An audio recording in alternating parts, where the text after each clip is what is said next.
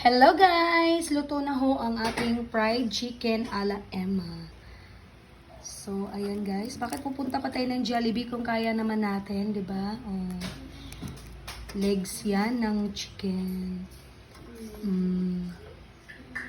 So crunchy. Minarinate muna natin to bago natin niluto.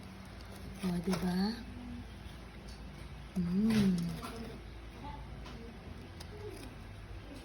Fried chicken ala Emma. Ooh. Legs to lahat, guys. Sa mga gustong bumili ng fried chicken dyan, I mean, ng legs ng manok, kung gusto nyo po, punta lang kayo kay Lidre Store. Ito, doon ko lahat nabili tong chicken na to. Ayan, ang ganda ng legs, hindi siya super big. Oh.